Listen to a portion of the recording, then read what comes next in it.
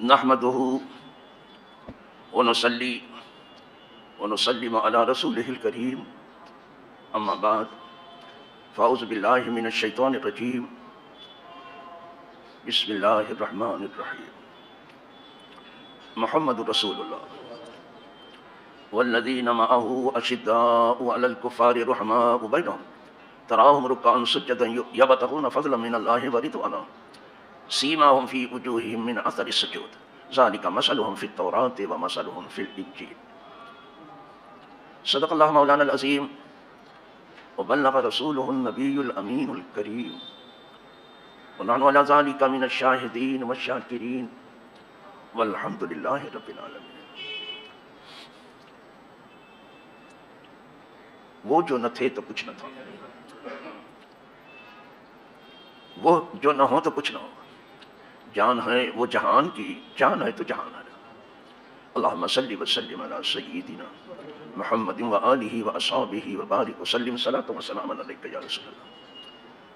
برادران ملت اسلامیہ و عزیزان کرام قدر، قابل صد احترام حاضرین و ناظرین، موجودین و غائبین،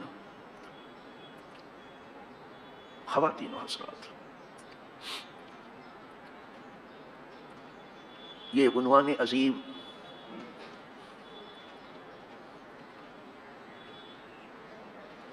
اس سے پہلے جو 2 جمعہ گزر گیا، میں نے تبرکاً اور تیمناً عرض کیا ہے، فرمایا گیا محمد صلی اللہ علیہ وسلم اللہ کے رسول ہیں، اور وہ لوگ جو ان کے قدموں میں ہیں، وہ لوگ جو ان پر جان چھڑکنے والے ہیں، وہ جو ان کے اصحاب ہیں، منکرین پر سخت و شدید ہیں،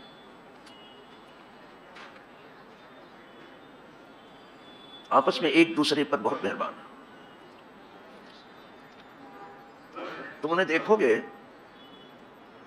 رکوع کرتا ہوا، سجدہ کرتا ہوا، اس رکوع اور سجدے سے وہ اللہ کی رضا تلاش کر رہے ہیں، اللہ کا فضل تلاش کر رہے ہیں، اللہ کی رضا تلاش۔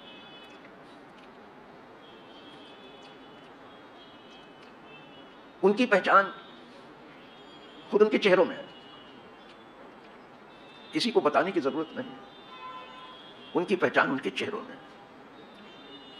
فی وجوہہم آیا ہے، فی جباہہم نہیں آیا، پیشانی میں نہیں۔ کچھ لوگ گھٹے کو بتانا چاہتے ہیں، وہ صحیح نہیں ہے، یہ وجہ کی جمع ہے، یعنی ان کے چہرے روشن ہوتا ہے، جب دل میں صفائی ہوتی ہے تو چہرہ چمکتا ہے۔ اسی لیے کہا گیا the face is the index of the heart, یہ چہرہ جو ہے دل کی داستان بتاتا ہے کہ دل میں کیا ہے۔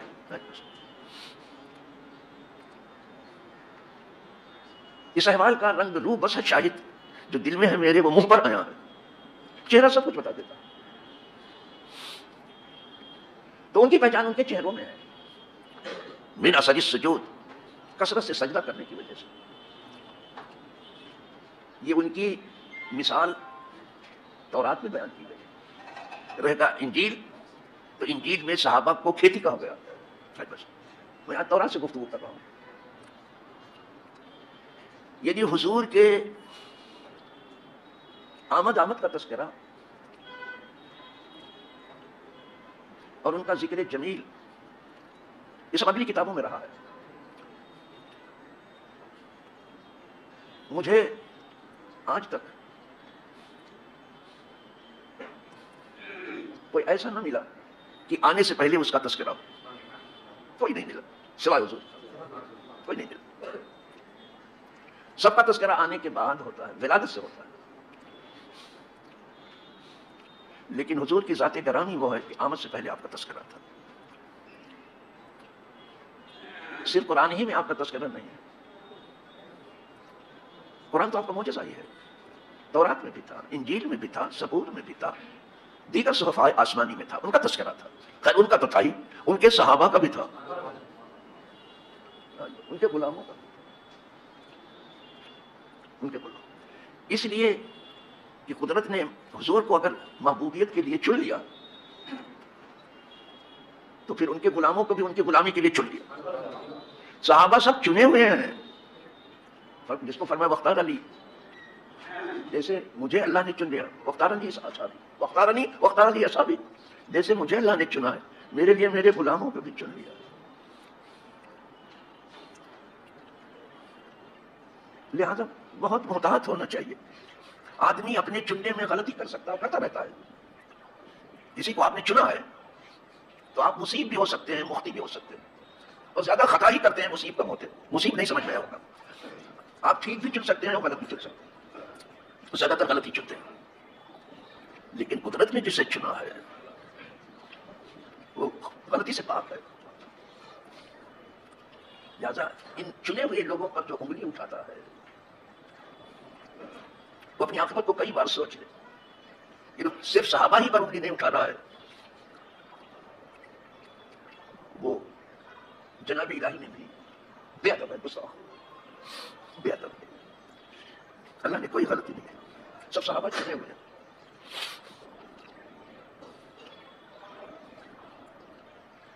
اسی لیے حضور نے فرمایا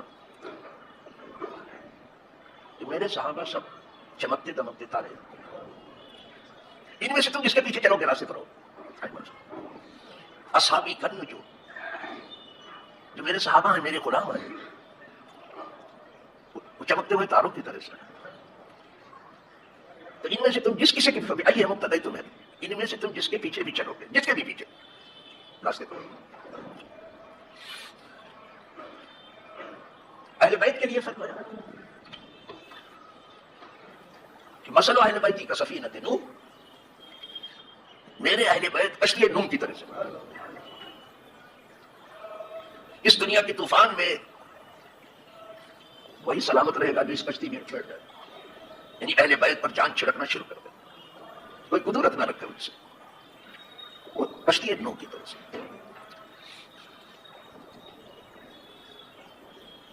کشتی میں جو بیٹھا فمن رکب نجا ومن تخلف عنها فغرق.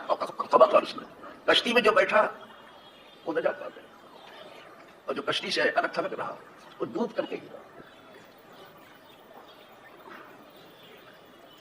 اب جو کشتی وہاں ہیں, کشتی چلانے والے ہیں, ذرا ان سے آپ پوچھئے یہ کشتی کیسے چلاتے ہو؟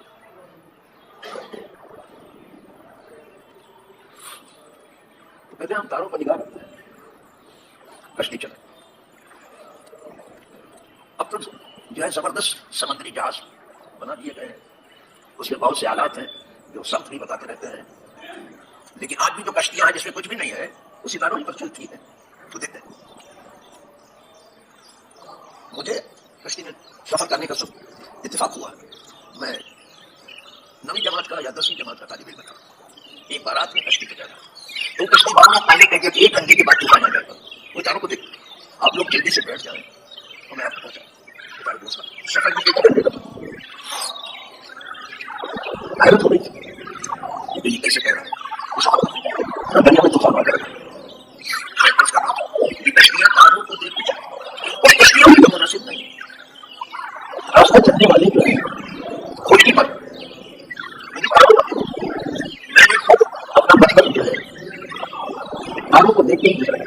اور یہاں کی گھڑی ہوئی دوسری موسم میں گھڑی, وہ تاروں کو دیکھ کے گزرا. تاروں کا اتنا صحیح اندازہ کرتا آرام سے کہتا تھا بولا کر جانے کھا لو, وہ تاروں کو تو تاروں سے راستہ ملتا. کیا بہترین حضور مل سکتی کشتی میں بیٹھ جاؤ, صحابہ جو تاری ہیں ان کی روشنی مل سکتی. الحمدللہ اہل سنت اہل بیت پر بھی جان سے اور صحابہ کے اوپر بھی قربت ہوتے ہیں. یہ نہیں کہ ایک کی محبت بھی دوسرے سے الگ ہوتی ہے, وہی کشتی چڑھی نہیں کرتی جب تک کام کرتی. لیکن آج میرا محسوس ہے یقینی بات جو کہ بچا کچھ لوگوں نے اہل بیت میں اس طرح بات دوسرے کو بالکل اہل بیت کو نہیں مانتے وہ بھی کرتے. سبھی سے ان پر بھی جان چاہیے. کسی وقت غلط ہے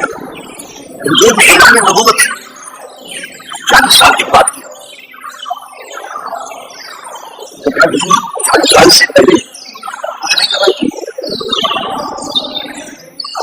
شادی سال تک کے بزرگ کام میں لگے ہوئے یہ سمجھنا کہ کچھ نہیں کرے شادی سال تک بزرگ انسان کو انسان بناتے تھے.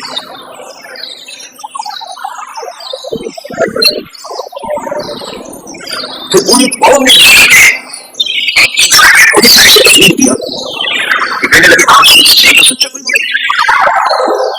آپ سے زیادہ والوں کا